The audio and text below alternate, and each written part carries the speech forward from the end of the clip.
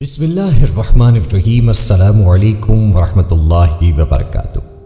ہم اقرار کرتے ہیں کہ اللہ کے سوا کوئی بھی عبادت کے لائق نہیں، اور کروڑوں درود و سلام حضرت محمد صلی اللہ علیہ وآلہ وسلم اور ان کی آل پر، جو سید الانبیاء اور خاتم النبیین ہیں۔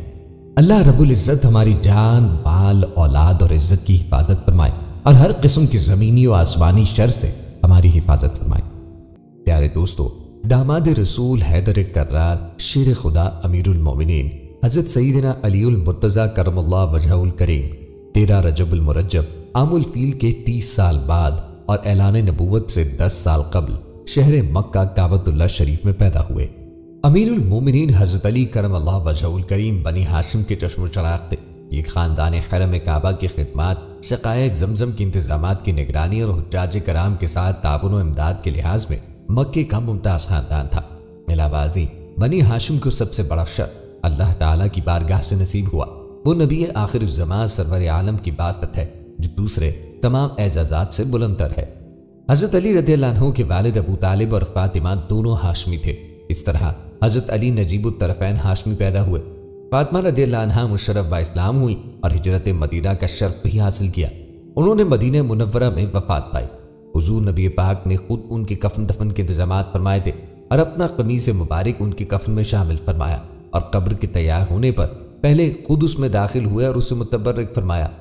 حضور نبی پاک نے مرحومہ کے حق میں دعائیں مغفرت فرمائی اور یہ بھی فرمایا کہ ابو طالب کے بعد میری نگہداشت اور ضروریات پوری کرنے میں ان کی بہت بڑی خدمات ہیں، اور میں نے ان کے حق میں اللہ تعالیٰ سے دعا کی ہے کہ ان پر قبر کی شدائد آسان ہو۔ حضرت سیدنا علی المرتضیٰ کی والدہ ماجدہ حضرت فاطمہ بنت اسد رضی اللہ تعالیٰ عنہ خانہ کعبہ میں طواف کر رہی تھی۔ اسی دوران انہیں محسوس ہوا کہ ان کے فرزند کی پیدائش کی گھڑی آن پہنچی ہے، تو آپ رضی اللہ تعالیٰ عنہ خانہ کعبہ کے پاس پہنچی اور بارگاہ الہی میں مناجات اور راز و نیاز میں مصروف ہو گئی۔ حضرت فاطمہ بنت اسد رضی اللہ تعالیٰ عنہ یوں عرض کرنے لگیں، اے پروردگار، میں تجھ پر اور تیرے بھیجے ہوئے تمام انبیاء و کتب پہ ایمان رکھتی ہوں، اور اسی گھر کی تعمیر کے متولی اپنے جد امجد حضرت ابراہیم علیہ السلام کی کلام کی تصدیق کرتی ہوں۔ اے پروردگار، اسی ذات کے صدقے جس نے یہ گھر تعمیر کیا، اور اس نومولود کے صدقے جو اس وقت میرے پاس امانت ہے، اس کی ولادت کو میرے لیے آسان فرما۔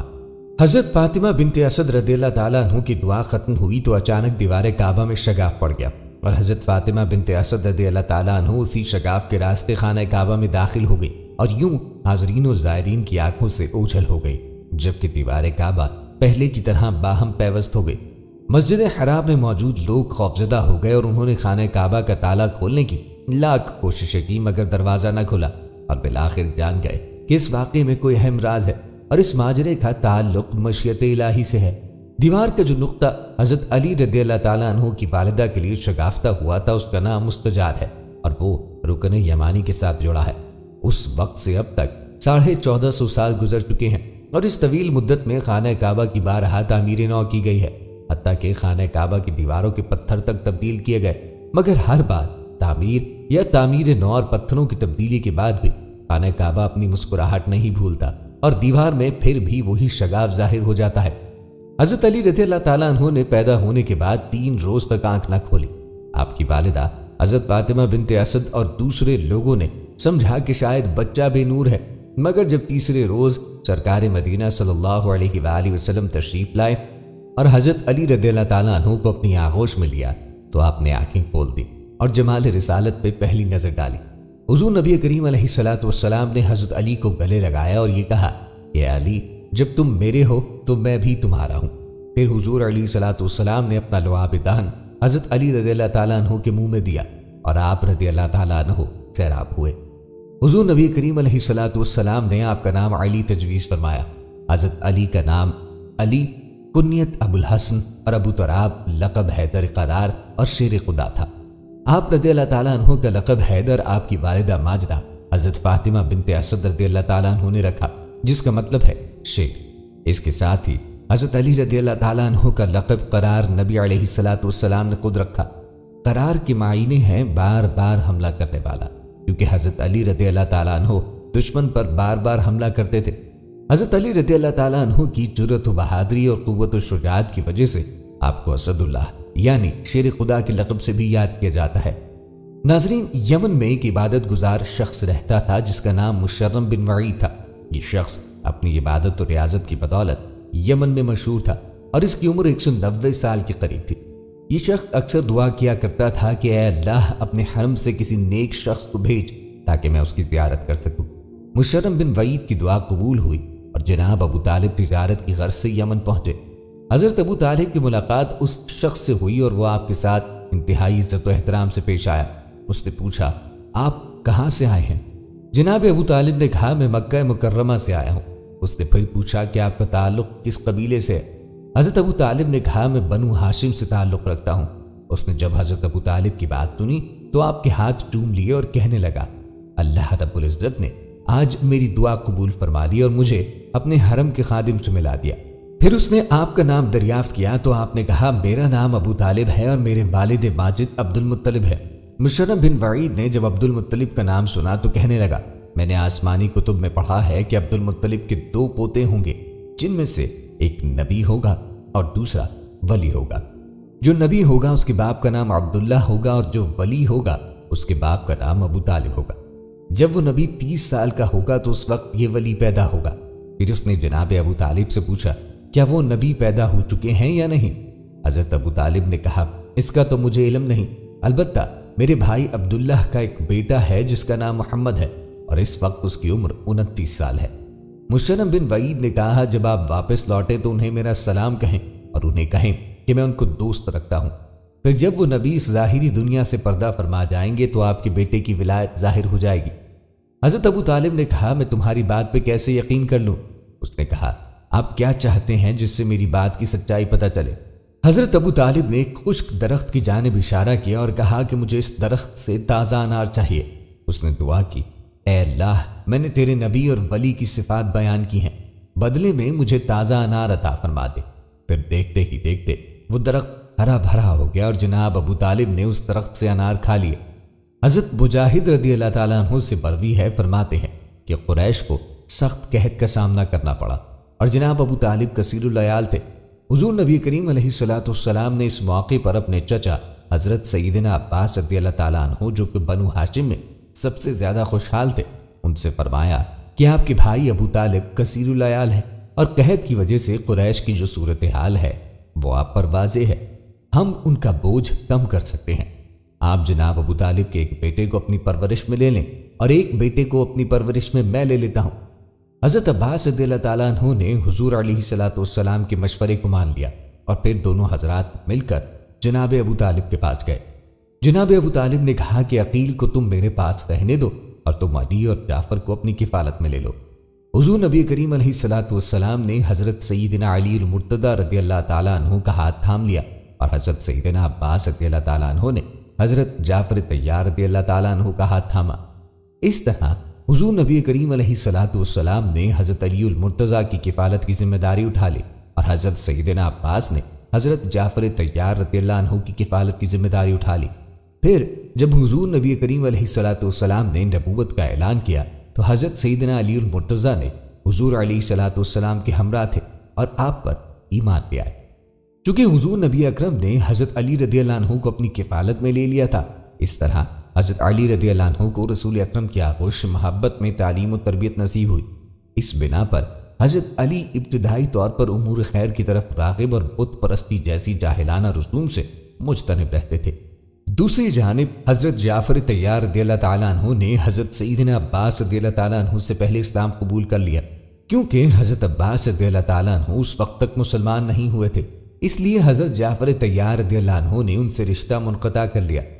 नाज़रीन, हज़रत सईदना अली मुर्तज़ा रज़ियल्लाहु ताला अन्हु ने हुजूर नबी करीम अलैहिस्सलाम की बासत के अगले दिन इस्लाम कबूल कर लिया। हज़रत अली रज़ियल्लाहु ताला अन्हु अपने कबूल इस्लाम के मुताल्लिक़ फरमाते हैं कि हुजूर अलैहिस्सलाम 2 शम्मा को मबरूस हुए और मैंने 6 शम्मा को इस्लाम कबूल किया। हज़रत सईदना अली मुर्तज़ा रज़ियल्लाहु अन्हु की उम्र मुबारक अभी 10 साल थी कि हुजूर अलैहिस्सलाम पर पहली वही नाजिल हुई। आप रज़ियल्लाहु ताला अन्हु उस वक्त हुजूर नबी करीम अलैहिस्सलाम की ज़ेर साया परवरिश पा रहे थे। हज़रत अली रज़ियल्लाहु ताला अन्हु ने एक दिन नबी करीम अलैहिस्सलाम और उम्मुल मोमिनीन हज़रत खदीजा रज़ियल्लाहु ताला अन्हु को इबादत में मसरूफ़ देखा तो हैरानगी का इजहार करते हुए हुजूर अलैहिस्सलाम से दरियाफ्त किया, یہ کیا ہے؟ تاجدار کائنات امام الانبیاء حضرت محمد صلی اللہ علیہ وآلہ وسلم نے فرمایا، ہم اللہ وحدہ لا شریک کی عبادت کرتے ہیں اور اللہ رب العزت نے مجھے نبی بنا کے مبعوث فرمایا ہے۔ اللہ تبارک و تعالی نے مجھے کفر و شرک کی مذمت کرنے اور توحید کی دعوت دینے کا حکم دیا ہے۔ حضرت علی رضی اللہ تعالیٰ عنہ نے حضور علیہ الصلوۃ والسلام کی بات سنی تو حیرانگی کا اظہار کیا۔ حضور نبی کریم صلی اللہ علیہ وآلہ وسلم نے آپ کو اسلام کی دعوت دی۔ آپ نے عرض کیا کہ میں اس بارے میں اپنے والد سے مشورہ کرنا چاہتا ہوں اور مجھے فیصلہ کرنے میں مشکل پیش آ رہی ہے۔ سرکار دو عالم نے فرمایا، اے علی، تمہیں پورا حق حاصل ہے کہ تم غور کرو، لیکن اس بات کا ذکر ابھی تم کسی اور سے نہ کرنا۔ حضرت علی رضی اللہ تعالیٰ عنہ نے وعدہ کیا کہ میں اس بات کا ذکر کسی اور سے نہ کروں گا۔ پھر جب حضرت علی رضی اللہ تعالیٰ عنہ اس رات سونے کے لیے لیٹے تو اللہ رب العزت نے آپ کے قلب کو روشن کر دیا اور آپ رضی اللہ تعالیٰ عنہ نے اپنے والد سے مشورہ کیے بغیر حضور علیہ الصلوۃ والسلام کی خدمت میں حاضر ہو کر اسلام قبول کر لیا۔ حضرت سیدنا علی المرتضیٰ رضی اللہ تعالیٰ عنہ نے 9 یا 10 سال کی عمر میں اسلام قبول کیا اور آپ نے بچپن میں کبھی بت پرستی نہیں کی۔ ناظرین، روایات میں آتا ہے کہ مردوں میں سب سے پہلے حضرت سیدنا ابو بکر صدیق رضی اللہ تعالیٰ عنہ نے اسلام قبول کیا، جبکہ عورتوں میں سب سے پہلے ام المومنین سیدہ خدیجہ رضی اللہ تعالیٰ عنہ نے اسلام قبول کیا۔ بچوں میں سب سے پہلے حضرت سیدنا علی المرتضیٰ نے اور غلاموں میں سب سے پہلے حضرت زید بن حارثہ نے اسلام قبول کیا۔ ناظرین، حضور نبی کریم علیہ الصلوۃ والسلام نے اپنی بعثت کے 3 سال تک خفیہ تبلیغ کی اور اس دوران کئی لوگ مسلمان ہوئے۔ نبوت کے 4تھے سال اللہ رب العزت نے حضور علیہ الصلوۃ والسلام کو یہ حکم دیا کہ اب آپ اعلانیہ تبلیغ کریں اور سب سے پہلے اپنے نزدیکی رشتہ داروں کو اسلام کی دعوت دیں۔ حضور علیہ الصلوۃ والسلام نے اعلانیہ دعوت دیتے ہوئے قریش کو کوہ صفا سے پکارا، اے میری قوم، اگر میں تم سے کہوں کہ اس پہاڑ کے پیچھے دشمن کا ایک لشکر موجود ہے اور تم پر حملہ کرنے کو تیار ہے تو کیا تم میری بات کا یقین کرو گے؟ سب نے کہا، ہاں، ہم یقین کریں گے، کیونکہ ہم نے تمہیں سچا اور امانت دار پایا ہے۔ حضور نبی کریم علیہ الصلوۃ والسلام نے فرمایا، میں تمہیں اللہ رب العزت کے عذاب سے ڈراتا ہوں اور دعوت حق دیتا ہوں۔ اگر تم لوگ ایمان لاؤ گے تو فلاح پا جاؤ گے، اور اگر ایمان نہ لاؤ گے تو عذاب خداوندی کے حقدار ہوگے۔ حضور علیہ الصلوۃ والسلام کی بات سن کر قریش غصے میں آ گئے اور آپ صلی اللہ علیہ وآلہ وسلم کے چچا ابو لہب لوگوں کو بھڑکا کر واپس لے گیا۔ چنانچہ اس موقع پر سورہ لہب نازل ہوئی اور ابو لہب کے جہنمی ہونے کی بشارت دی گئی۔ حضور نبی کریم علیہ الصلوۃ والسلام نے قریش کی یوں لوٹنے کے بعد حضرت علی رضی اللہ تعالیٰ عنہ سے فرمایا، اس شخص نے جلدی کر دی، تم ایک دعوت کا انتظام کرو جس میں تم بنی عبد المطلب کو دعوت دو۔ چنانچہ ایک دعوت کا اہتمام کیا گیا جس میں تمام بنی عبد المطلب کو دعوت دی گئی۔ اس دعوت میں جناب عبد المطلب کے تمام بیٹے حضرت سیدنا حمزہ، حضرت سیدنا عباس رضی اللہ تعالیٰ عنہ، جناب ابو طالب اور ابو لہب وغیرہ نے شرکت۔ اس دعوت میں 40 کے قریب افراد شریک ہوئے۔ پہلے دن ابو لہب کی گفتگو کی وجہ سے حضور علیہ الصلوۃ والسلام کو بات کرنے کا موقع نہ ملا۔ دوسرے دن حضور علیہ الصلوۃ والسلام نے پھر ان کی دعوت کی اور کھانے کے بعد فرمایا، میں تمہارے سامنے دنیا و آخرت کی بہترین نعمت پیش کرتا ہوں، تم میں سے کون میرا ساتھ دے گا اور میرا مددگار بنے گا؟ اس موقع پر حضرت سیدنا علی المرتضیٰ رضی اللہ عنہ کے علاوہ کسی کی آواز بلند نہ ہوئی۔ حضرت علی نے عرض کی، میں اگرچہ چھوٹا اور کمزور ہوں مگر میں آپ کا ساتھ دوں گا اور آپ کا محافظ بنوں گا۔ حضور نبی کریم رؤوف الرحیم صلی اللہ تعالی علیہ وسلم نے ہاتھ کے اشارے سے حضرت علی رضی اللہ عنہ کو بٹھا دیا اور ایک مرتبہ پھر حاضرین سے مخاطب ہوئے۔ اس مرتبہ بھی حضرت علی کھڑے ہوئے۔ حضور علیہ الصلوۃ والسلام نے ایک مرتبہ پھر ہاتھ کے اشارے سے انہیں بٹھا دیا۔ جب تیسری مرتبہ کی دعوت پر بھی حضرت علی کے علاوہ کوئی کھڑا نہ ہوا تو حضور علیہ الصلوۃ والسلام نے فرمایا، اے علی، تم میرے وارث اور بھائی ہو۔ حضرت سیدنا علی المرتضیٰ رضی اللہ عنہ کی کم عمری اور جسمانی کمزوری کا ابو لہب نے اس موقع پہ مذاق اڑانا شروع کیا۔ ناظرین، کتب سیر میں منقول ہے کہ حضور نبی کریم علیہ الصلوۃ والسلام ابتداء اسلام میں عبادت کے لیے مکہ مکرمہ کے نواح میں ایک آبادی میں واقع تشریف لے جاتے۔ اس دوران حضرت علی بھی حضور علیہ الصلوۃ والسلام کے ہمراہ ہوتے۔ ایک دن نبی کریم علیہ الصلوۃ والسلام اور آپ رضی اللہ تعالیٰ عنہ عبادت میں مصروف تھے۔ اسی دوران جناب ابو طالب آپ کو تلاش کرتے ہوئے درہ نکلے۔ جناب ابو طالب نے جب بھتیجے اور بیٹے کو اس طرح عبادت میں مصروف دیکھا تو حیران ہوئے کہ یہ کیسی عبادت کر رہے ہیں۔ انہوں نے نبی کریم علیہ الصلوۃ والسلام سے پوچھا، پیارے بھتیجے، یہ کیا ہے جو تم کر رہے ہو؟ हुजूर नबी करीम अलैहिस्सलाम ने फरमाया, चाचा जान, ये मेरे बाप हज़रत इब्राहीम अलैहिस्सलाम का दीन है और अल्लाह रब्बुल इज़्ज़त ने मुझे रसूल बना के भेजा है, और आप इस बात के ज़्यादा हकदार हैं कि मैं आपको उस दीन की दावत दूं, और इस दावत को कबूल करना आपका हक है। आप मेरी इस दावत को कबूल फरमाएं और मेरी मदद करें। ये बात सुनकर जनाब अबू तालिब अपने बेटे हज़रत अली रज़ियल्लाहु ताला अन्हु की जानिब मुतवज्जे हुए, जिन्होंने अभी तक उनसे अपने कबूल इस्लाम को छुपा रखा था, और उनको मुखातिब होते हुए कहने लगे, अली, ए मेरे फर्जंद, तुम्हें इन्होंने राह हक की दावत दी है, तुम इनके साथ रहो और इनकी खिदमत को अपना शुआर बना लो। इनका दामन मजबूती से थामे रखना, क्योंकि जो बात ये तुमसे कहेंगे वो नेकी और भलाई की होगी। हज़रत सैयदना अली मुर्तज़ा रज़ियल्लाहु अन्हु ने वालिद गिरामी की बात सुनी तो आपको इत्मीनान हो गया, और जिस बात का खदशा था वो दूर हो गया। अब आप रज़ियल्लाहु ताला अन्हु मस्जिद खोलकर हुज़ूर अलैहिस्सलाम के साथ इबादत में मसरूफ रहने लगे। हज़रत उर्वा रज़ियल्लाहु अन्हु से मरवी है, फरमाते हैं कि जब हबशा की जानिब हिजरत करने वाले महाजरीन में से चंद लोग वापस मक्का मुकर्रमा लौट आए, तो इस दौरान मक्का मुकर्रमा में बेशुमार लोग मुसलमान हो चुके थे, जबकि मदीना मुनव्वरा के बेशुमार लोगों ने भी इस्लाम कबूल किया था। कुरैश ने मुसलमानों पर मज़ालिम की इंतहा कर दी, और वो मदीना मुनव्वरा से आने वालों को भी तंग करने लगे। इस दौरान मदीना मुनव्वरा के 70 नकीब जो मुसलमानों के सरदार थे, उन्होंने हज के अय्याम में हुजूर अलैहिस्सलाम की बैत की, जिसे बैत उक़बा कहा जाता है। उन्होंने अहद किया कि आप या आपके जो भी सहाबा कराम मदीना मुनव्वरा आएंगे, हम उनकी भरपूर हिमायत करेंगे और अपनी जान देने से भी दरेक नहीं करेंगे। फिर अल्लाह रब्बुल इज़्ज़त का हुक्म मान पहुंचा, क्योंकि इस दौरान कुरैश के जुल्म सितम में बेपनाह इजाफा हो चुका था। 13 नबवी को हुजूर नबी करीम अलैहिस्सलाम ने सहाबा कराम के एक गिरोह को मदीना मुनव्वरा की जानिब हिजरत करने का हुक्म दिया। ये गिरोह कामयाबी के साथ मदीना मुनव्वरा पहुंच गया। इसके बाद ताजदार मदीना सल्लल्लाहु अलैहि वसल्लम के हुक्म पर सहाबा कराम रिज़वानुल्लाह अलैहिम अजमईन की एक बड़ी तादाद हिजरत करके मदीना मुनव्वरा की जानिब रवाना होने लगी। उम्मुल मोमिनीन सैयदा आयशा सिद्दीक़ा रज़ियल्लाहु ताला अन्हा से मरवी है, आप फरमाती है कि हुजूर अलैहिस्सलाम ने हिजरत के मुतालिक सहाबा कराम को आगाह करते हुए फरमाया, मुझे तुम्हारा दार हिजरत दिखा दिया गया है जो खजूरों वाला शहर है। सरकार दो जहां सल्लल्लाहु ताला अलैहि वसल्लम ने अल्लाह रब्बुल इज़्ज़त की जानिब से हिजरत का हुक्म मिलने के बाद सहाबा कराम को मदीना मुनव्वरा की जानिब हिजरत का हुक्म देते हुए फरमाया, अल्लाह रब्बुल इज़्ज़त ने वहां तुम्हारे लिए भाई और अमन वाले घर बनाए हैं। हुजूर अलैहिस्सलाम का हुक्म मानते ही सहाबा कराम ने मदीना मुनव्वरा की जानिब हिजरत करना शुरू कर दी। हुजूर अलैहिस्सलाम ने अभी तक हिजरत नहीं की थी और आप रज़ियल्लाहु ताला अन्हु रब्बुल इज़्ज़त की जानिब से वही के इंतजार में थे।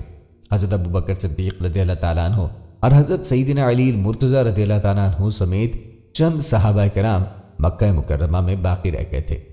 हज़रत अबू बकर सिद्दीक़ ने हुजूर अलैहिस्सलाम से हिजरत की इजाज़त तलब की तो आपने फरमाया, तुम अभी ठहर जाओ।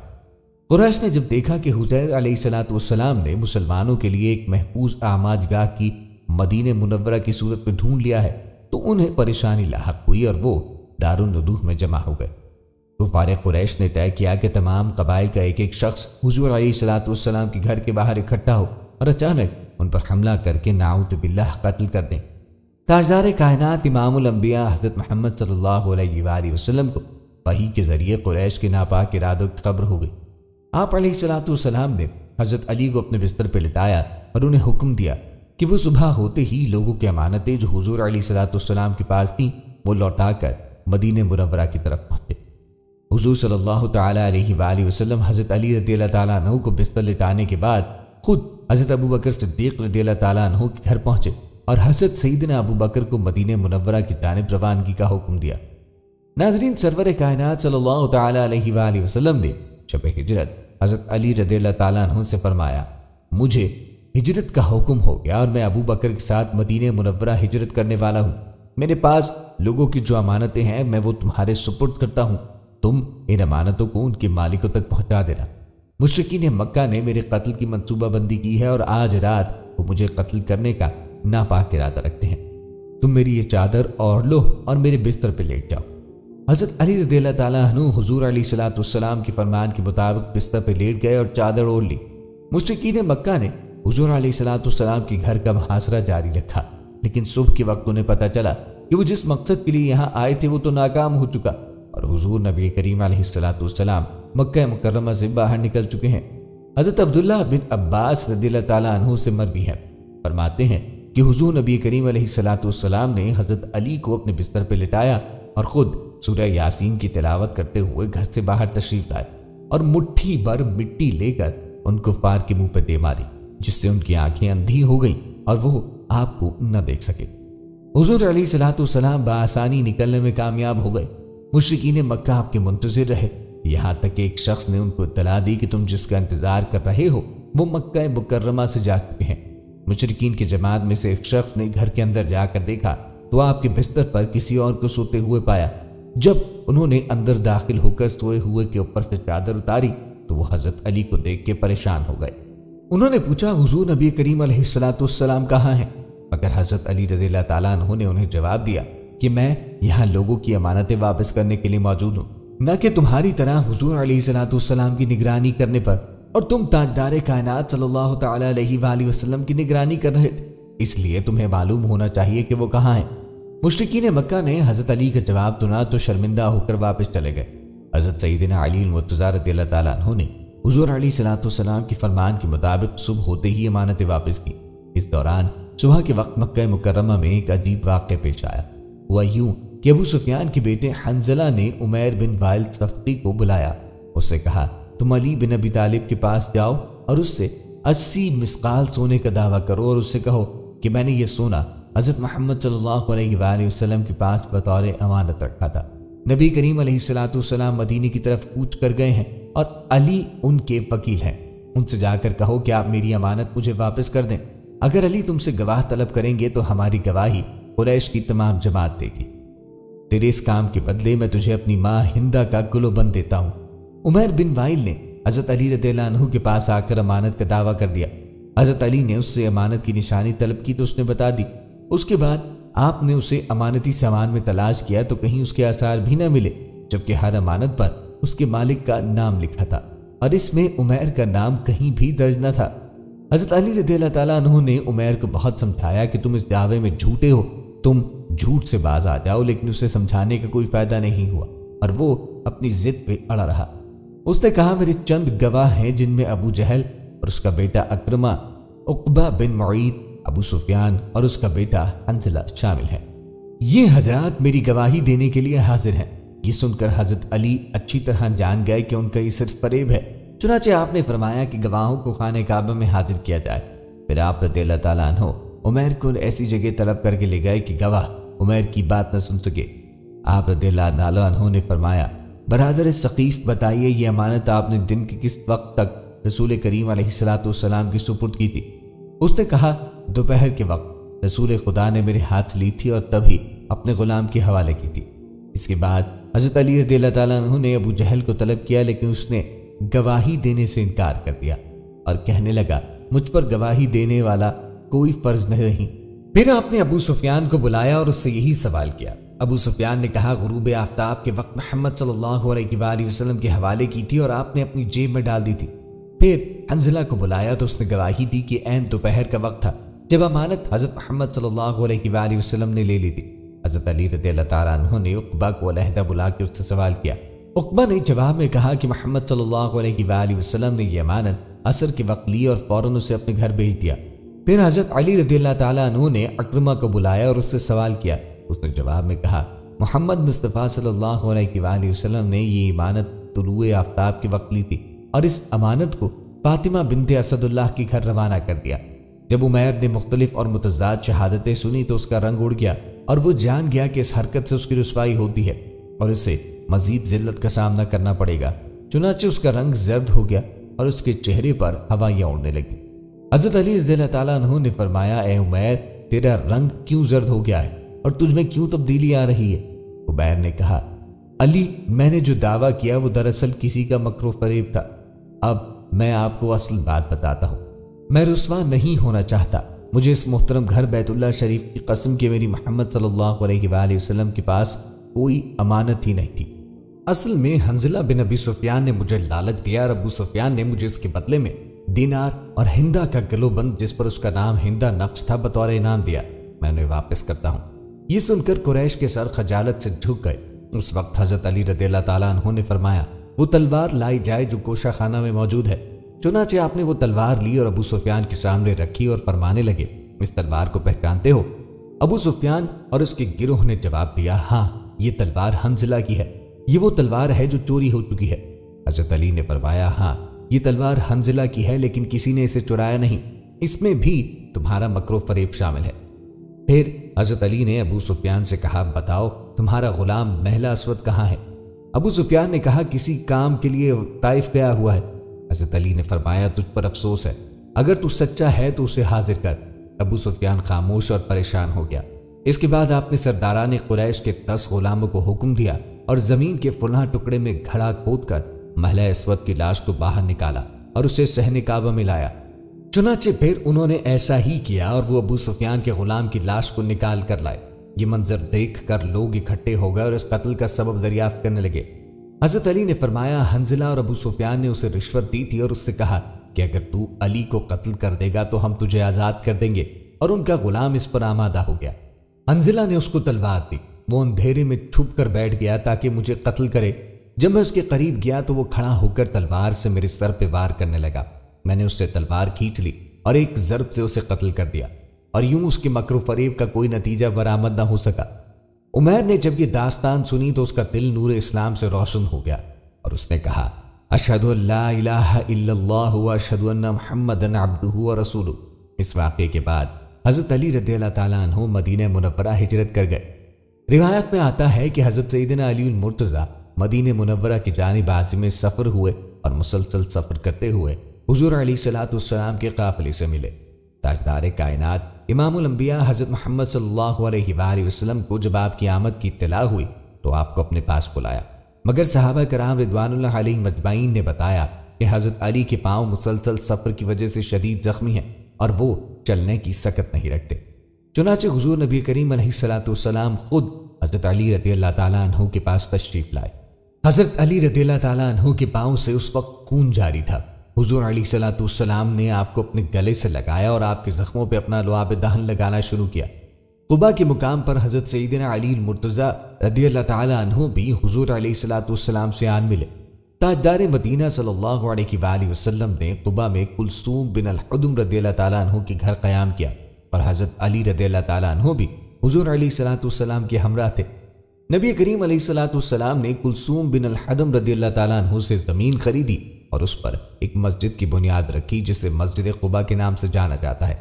حضرت علی رضی اللہ تعالیٰ عنہ اور دیگر صحابہ کرام نے اس مسجد کی تعمیر میں حضور علیہ الصلوۃ والسلام کے شانہ بشانہ حصہ لیا۔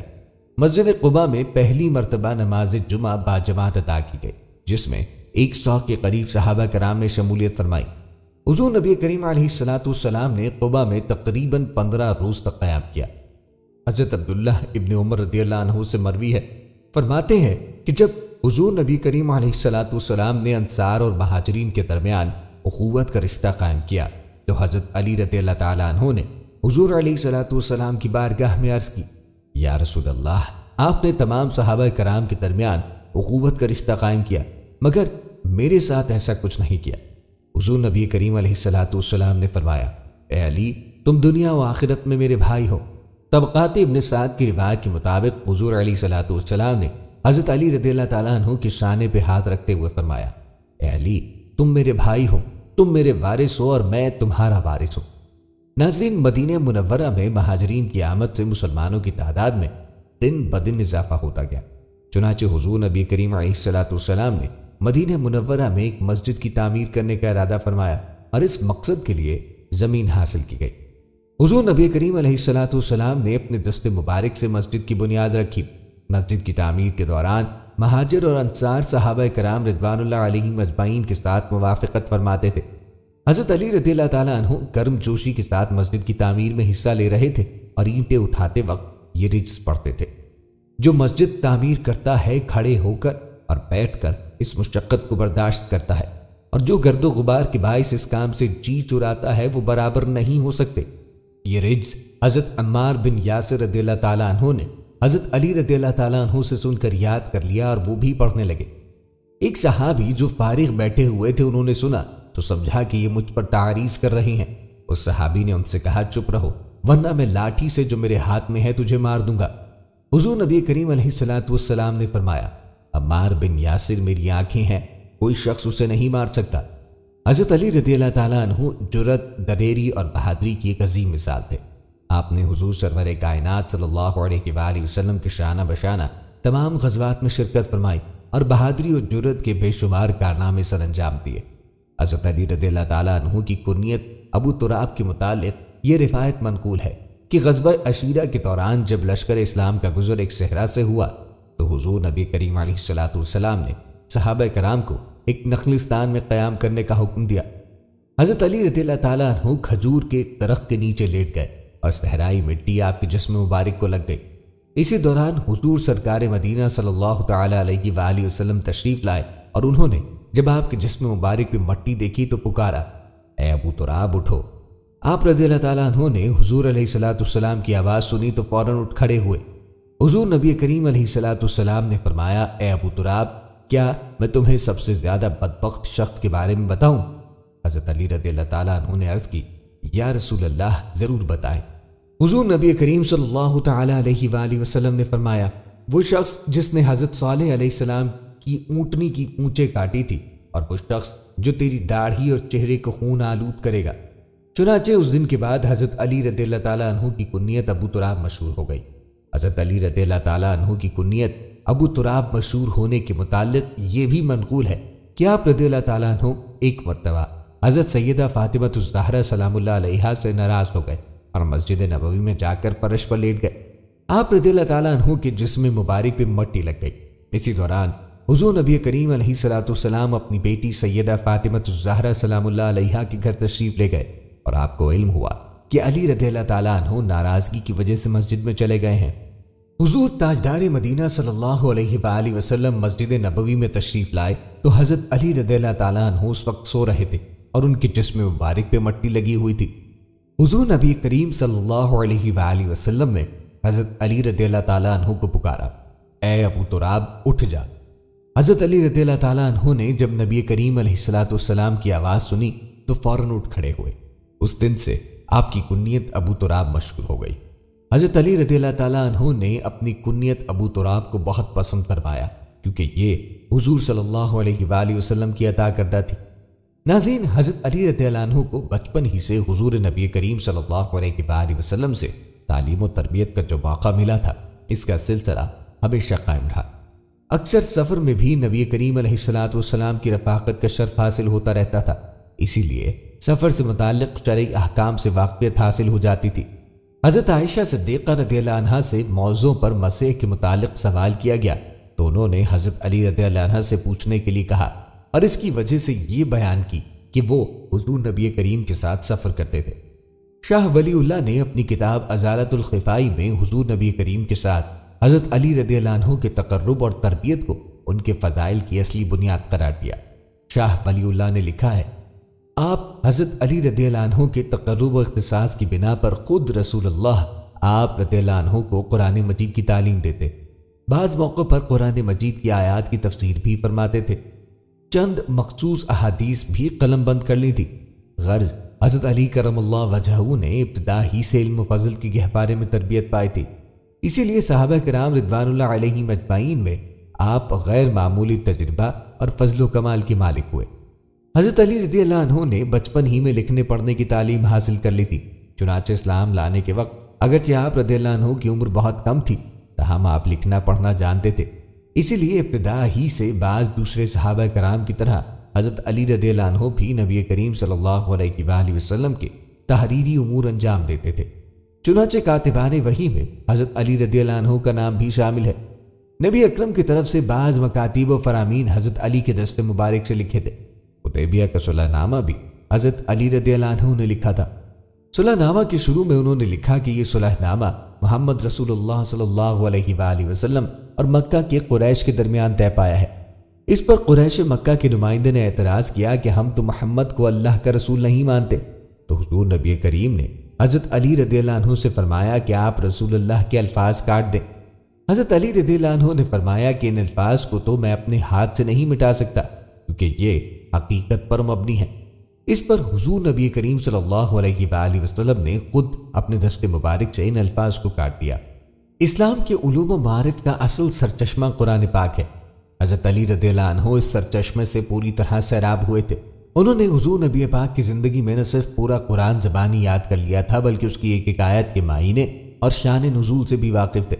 حضرت علی رضی اللہ عنہ کا شمار مفسرین قرآن کے اعلیٰ طبقے میں ہوتا ہے، اور صحابہ کرام رضوان اللہ علیہم اجمعین میں حضرت ابن عباس کے سوا اس کمال میں حضرت علی کا کوئی شریک نہیں۔ علم ناسخ و منسوخ میں بھی آپ کو کمال حاصل تھا۔ قرآن پاک سے اجتہاد اور مسائل کے استنباطات میں آپ کو ید طولہ حاصل تھا۔ چنانچہ تحکیم کے مسئلے میں خوارج نے اعتراض کیا کہ فیصلے کا حق خدا کے سوا کسی کو حاصل نہیں۔ حضرت علی نے فرمایا کہ اللہ تعالیٰ نے میاں بیوی کے درمیان اختلاف کی صورت میں دونوں کے خاندانوں میں سے حکم بنانے کی اجازت دی ہے، تو امت محمدیہ میں اختلاف ہو جانے پر حکم بنانا کس طرح ناجائز ہو سکتا ہے؟ کیا امت محمدیہ کی حیثیت ایک مرد اور ایک عورت سے بھی خدا کی نگاہ میں کم ہے؟ قرآن کے علم کے ساتھ حضرت علی رضی اللہ عنہ قرآن پر عمل میں بھی دوسروں پہ سبقت لے جانے والے تھے۔ سورہ مجادلہ کی آیت نمبر 16 میں اللہ تبارک و تعالی نے رسول اکرم سے تخلیہ میں بات کرنے سے پہلے صدقہ دینے کا حکم دیا، تو حضرت علی نے فوراً اس آیت پہ عمل کیا۔ مولانا مودودی نے تفہیم القرآن جلد پنجم میں اس آیت کی تشریح میں ابن جریر کی یہ روایت نقل کی ہے کہ حضرت علی رضی اللہ عنہ فرماتے ہیں کہ قرآن کی ایک ایسی آیت ہے جس پر میرے سوا کسی نے عمل نہیں کیا۔ اس حکم کے آتے ہی میں نے صدقہ پیش کیا اور ایک مسئلہ آپ سے پوچھ لیا۔ یہ حکم صرف ایک دن یا دوسری روایت کے مطابق 10 دن تک باقی رہا۔ آیت نمبر 13 میں یہ حکم منسوخ ہو گیا اور صدقہ دینا ضروری نہ رہا۔ حضرت علی رضی اللہ عنہ نے بچپن سے لے کر حضور نبی کریم کی وفات تک پورے 30 سال نبی پاک کی خدمت اور رفاقت میں بسر کیے تھے اور صبر و حزن میں حضور کے ساتھ رہے۔ نبی پاک صلی اللہ علیہ وآلہ وسلم کی وفات کے بعد تقریباً 30 سال تک حضرت علی مسند ارشاد پہ فائز رہے۔ پہلے 3 خلفائے راشدین کے عہد میں دعوت و ارشاد اور قضاء کی خدمت حضرت علی رضی اللہ عنہ کے سپرد رہے، اور اپنے زمانے خلافت میں بھی حضرت علی کا فیض جاری رہا۔ حضرت علی کی روایات حدیث کی تعداد 586 ہے۔ حضرت علی رضی اللہ عنہ نے حضور نبی کریم کے علاوہ اپنے رفقائے محترم اور ہم عصروں میں حضرت ابوبکر صدیق، حضرت عمر فاروق، حضرت مقداد بن الاسود اور اپنی زوجہ محترمہ حضرت فاطمہ الزہرا سلام اللہ علیہا سے بھی روایات کی ہیں۔ حضرت علی رضی اللہ عنہ سے آپ کی اولاد حضرت امام حسن، امام حسین، محمد بن حنفیہ کے علاوہ بہت سے صحابہ کرام مثلاً حضرت عبداللہ بن مسعود، حضرت ابو ہریرہ، حضرت ابو سعید خدری، زید بن ارقم، صہیب رومی، ابن عباس، ابن عمر اور دوسرے بہت سے صحابہ کرام کے علاوہ بہت سے تابعین عظام نے حدیث کے علوم کا فیض پایا ہے۔ ناظرین، حضرت علی رضی اللہ عنہ کے فضائل و کمالات اور ان کی سیرت کے درخشاں پہلو تو بے شمار ہیں۔ طوالت کے خوف سے ان سب کا احاطہ نہیں کیا جا سکتا۔ آخر میں اللہ تعالیٰ سے دعا گو ہے کہ اللہ ہم کو ان بزرگ ہستیوں کے نقش قدم پر چلائے۔ اللہ مجھے اور تمام مسلمانوں کو حضرت علی کی سیرہ سے رہنمائی حاصل کر کے اپنی زندگیوں کو سنوارنے کی توفیق عطا فرمائے، آمین۔ ناظرین، یہ تھی ہماری آج کی ویڈیو۔ امید کرتے ہیں آپ کو ہماری آج کی ویڈیو ضرور پسند آئی ہوگی۔ اگر آپ کو ہماری آج کی ویڈیو پسند آئی ہے تو آپ سے گزارش ہے کہ آپ ہمارے چینل کو ضرور سبسکرائب کریں اور ساتھ ہی لگے بیل کے بٹن کو بھی پریس کریں تاکہ آپ کے پاس آنے والی مزید معلوماتی ویڈیوز کا نوٹیفیکیشن بر وقت ملتا رہے۔